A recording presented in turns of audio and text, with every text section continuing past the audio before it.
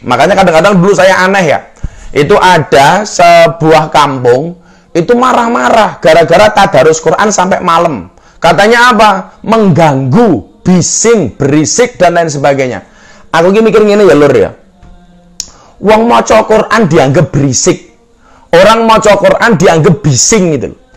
Jadi heran aku kadang-kadang. Jam 10 malam tadarusan berhenti saja gitu.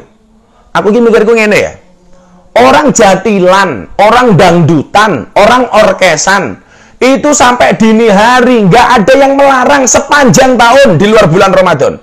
Lah ini bulan Ramadan ada orang tadarusan jam 10 malam katanya harus berhenti, katanya bising, katanya berisik. Wala iya nalar tau teke itu loh. Maka kemudian kalau hari ini corona seperti ini saya pikir masih bisa lah pengurus-pengurus masjid itu supaya kampungnya ayam, kampungnya terberkahi, kampungnya terahmati, mendapatkan rahmat dari Allah, tetap melakukan tartil Quran, tadarus Quran. Minimal pengurusnya, minimal takmirnya atau penjaga masjidnya, James Bond-nya, jaga masjid dan kebunnya. Kepayabatnya nggak bisa tartil Quran, minimal nyetel kaset mumpung ini Ramadan, supaya suasananya ini ayam.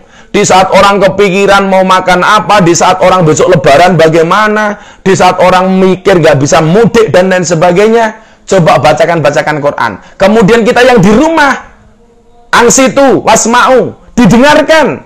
Kita diam, mendengarkan bacaan-bacaan Quran itu. Saya yakin kampung kita akan mendapatkan keberkahan.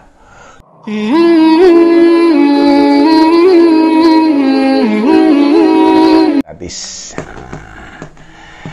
Kita lanjutkan kajian kita malam hari ini. Bismillahirrahmanirrahim. Tetap dengan kitab yang sama, Wasiyatul Mustafa, edisi kelima. Bismillahirrahmanirrahim. Ya Ali, man qara'al Qur'an walam yuhilla halalahu walam yuharrim haramahu kana minal ladzina nabadzu kitaballah wara'a zuhurihim. Ya Ali, duh Ali, man utawi sopone wong qara'a kang maca sapa man al-Qur'ana ing Al-Qur'an walam yuhillalan ora gelem ngalalake sapa man halalahu ing halale Qur'an walam yuharim lan ora gelem ngaromake sapa man haramahu ing harame Qur'an kana mongko ana sapa man iku minal ladzina golongane wong akeh nabadu kang padha mbuang sapa alladzin kitaballah ing kitabe Allah wara'a ana sebelah mburine zuhurihim gegere wong. Rasulullah Muhammad sallallahu alaihi wasallam bersabda, "Hei Ali, barang siapa membaca Al-Quran dan dia tidak mau menghalalkan apa yang dihalalkan oleh Al-Quran, dan dia tidak mau mengharamkan apa yang Al-Quran haramkan, maka orang tersebut termasuk golongan orang yang membuang Al-Quran, menaruh Al-Quran, kitab Allah yang berupa Al-Quran, itu di belakang punggungnya." Tegasnya apa? Artinya apa? Tidak mau melakukan isi dari Al-Quran. Saya itu hari ini paling ngeri ketika kemudian ada orang menafsirkan Al-Quran hanya dengan kemampuan akalnya sendiri. Rasulullah Muhammad SAW pernah bersabda, "Man fassaral Qur'an birra'yi falyatabawwa maq'adahu minan nar." Barang siapa menafsirkan Al-Quran dengan kemampuan akalnya sendiri, maka siap-siaplah mengambil tempat duduk dari api neraka. Saya kasih contoh betapa kemudian ngeri orang itu kalau menafsirkan Al-Quran menggunakan kemampuan akalnya sendiri. Dalam surat At-Taubah itu ada ayat yang bunyinya begini. Bunyinya begini. Wala tusolli ala ahadim minhum mata abadan wala takum ala qabri. Saya ulangi. At-Taubah ayat 2, ayat berapa ya? Lupa saya. Pokoknya ini dalam surat At-Taubah. Nanti ayatnya nyusul ayat berapa saya lupa. Tapi ayat saya ingat. Bunyi ayatnya saya ingat, tapi nomor berapa saya lupa. Wala tusolli ala ahadim minhum mata abadan wala takum ala qabrih. Dan janganlah sekali-kali kamu Muhammad mendoakan, mensolatkan orang yang mati salah satu di antara mereka, dan janganlah kamu berdiri di atas makamnya, berziarah di atas kuburnya. Karena banyak orang kemudian menafsirkan dengan menggunakan akalnya sendiri. Ayat ini kemudian dijadikan dasar, dijadikan dalil untuk menolak tahlilan. Ayat ini dijadikan dasar untuk menolak mendoakan orang mati.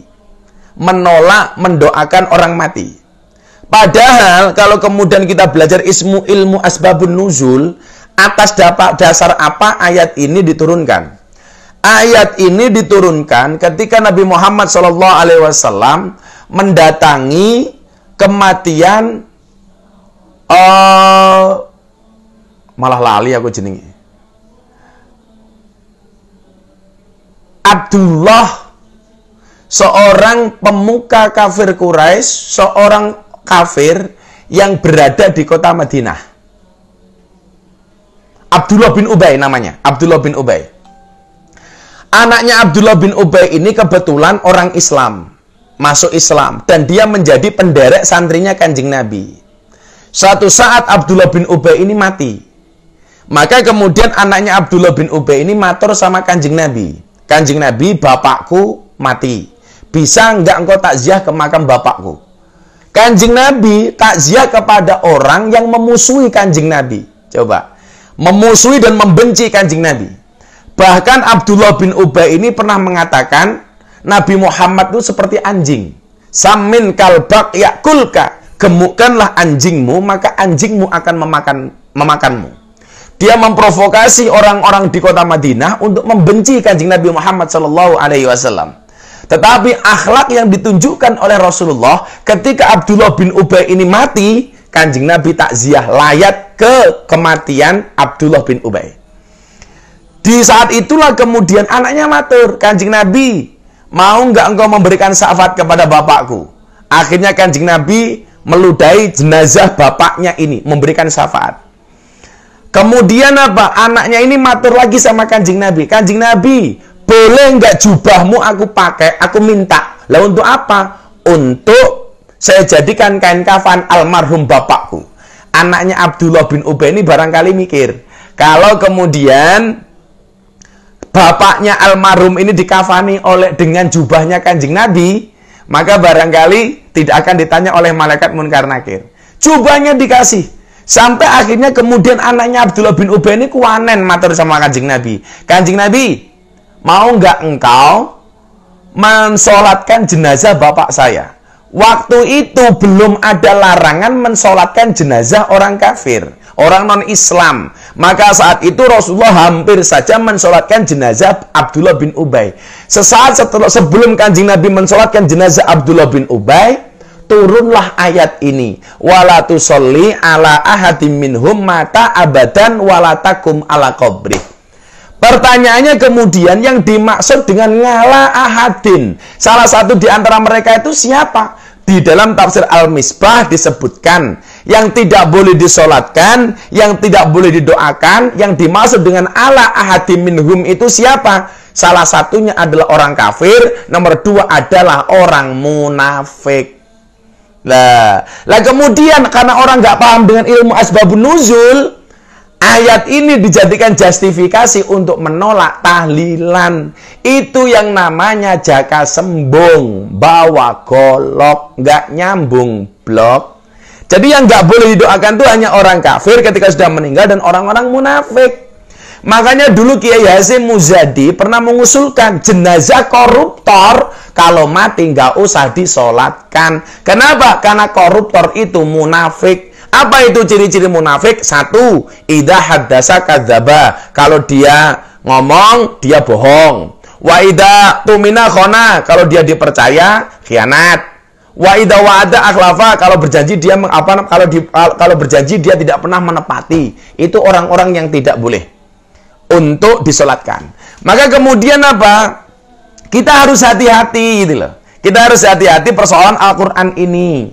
Maka kalau kemudian kita tidak bisa menafsirkan karena kekurangan ilmu kita, mendingan kita bertanya kepada ahlinya. Fas'alu ahla dzikri in kuntum la ta'lamun. Bertanyalah kamu kepada ahli dzikir ketika kamu tidak mengetahui sebuah persoalan. Tanyalah kepada ahli-ahli Quran seperti Gus Wahab. Tanyalah kepada ahli-ahli Quran barangkali seperti Ustadz Adi Hidayat dan lain sebagainya. Jangan kemudian kita menafsirkan Al-Quran dengan hanya menggunakan kemampuan akal sendiri. Naudzubillah min dzalik, summa naudzubillah min dzalik. Jangan ya. Maka kemudian orang-orang yang senang membaca Al-Quran ini, kan, Rasulullah mengatakan al-jannatu mustaqun bi arba'in. Surga itu merindukan 4 macam golongan. Mudah-mudahan kita semua yang nonton malam hari ini baik melalui Facebook maupun Instagram, semuanya oleh Allah dijadikan orang-orang yang dirindukan oleh surga. Amin. Mudah-mudahan wasilah pengajian malam hari ini menjadikan kita orang-orang yang dapat ridha dari Allah dan akhirnya kita masuk surganya Allah. Amin.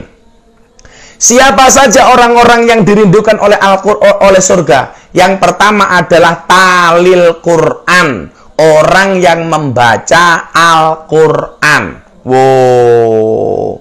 Makanya bulan Ramadan jangan sia-siakan, minimal khatam sekali. Karena begitu Anda membaca Al-Quran, Anda termasuk golongan orang yang dirindukan surga. Rasulullah Muhammad SAW pernah bersabda, hadis dari Abi Musa al-Ash'ari radhiyallahu an qala Rasulullah SAW. Rasulullah Muhammad SAW bersabda, masalul mu'minil ladzi yaqra'ul Qur'an, perumpamaan orang mukmin yang membaca Quran, masalul utrujah, seperti buah utrujah. Buah utrujah itu ciri-cirinya apa? Rihuha thayyibun, baunya wangi, wa ta'muha khulwun, rasanya manis. Apa ya kira-kira ya? Buah yang baunya harum, kemudian rasanya manis. Apa ya? Barangkali duren. Walaupun saya tidak pernah makan duren, karena saya nggak doyan duren. Jadi jangan coba-coba saya disuguh duren, karena saya nggak doyan duren. Jadi orang mukmin yang membaca Quran itu seperti orang mukmin, seperti buah utrujah. Buah utrujah itu baunya wangi, rasanya manis.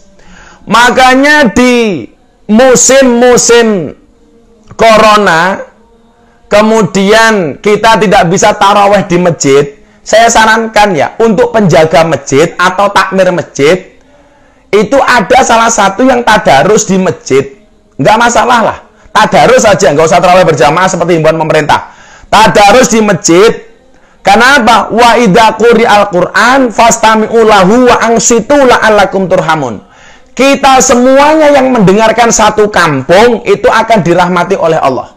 Kalau kemudian ada orang tadarusan kita dengarkan, itu la'allakum turhamun, maka kamu akan menjadi orang-orang yang dirahmati. Makanya masjid kita ini walaupun musim corona seperti ini nggak bisa untuk taraweh, nggak bisa untuk berjamaah, kan masih bisa untuk tadarus Al-Quran. Siapa yang melakukan? Takmir masjid atau penjaga masjid atau pengurus masjid. Makanya kadang-kadang dulu saya aneh ya, itu ada sebuah kampung itu marah-marah gara-gara tadarus Quran sampai malam. Katanya apa? Mengganggu, bising, berisik dan lain sebagainya. Aku mikir gini ya lur ya, wong maca Quran dianggap berisik, orang maca Quran dianggap bising gitu. Jadi heran aku kadang-kadang jam 10 malam tadarusan berhenti saja gitu. Aku mikirku ngene ya, orang jatilan, orang dangdutan, orang orkesan itu sampai dini hari nggak ada yang melarang sepanjang tahun di luar bulan Ramadan. Lah ini bulan Ramadan ada orang tadarusan jam 10 malam katanya harus berhenti, katanya bising, katanya berisik. Wala ya nalar tau teke itu loh. Maka kemudian kalau hari ini corona seperti ini, saya pikir masih bisa lah pengurus-pengurus masjid itu supaya kampungnya ayam, kampungnya terberkahi, kampungnya terahmati, mendapatkan rahmat dari Allah, tetap melakukan tartil Quran, tadarus Quran. Minimal pengurusnya, minimal takmirnya atau penjaga masjidnya, James Bond-nya, jaga masjid dan kebunnya. Kepayabatnya nggak bisa tartil Quran, minimal nyetel kaset mumpung ini Ramadan, supaya suasananya ini ayam. Di saat orang kepikiran mau makan apa, di saat orang besok lebaran bagaimana, di saat orang mikir gak bisa mudik dan lain sebagainya, coba bacakan Quran. Kemudian kita yang di rumah, angsitu, wasma'u, didengarkan. Kita diam mendengarkan bacaan-bacaan Quran itu. Saya yakin kampung kita akan mendapatkan keberkahan.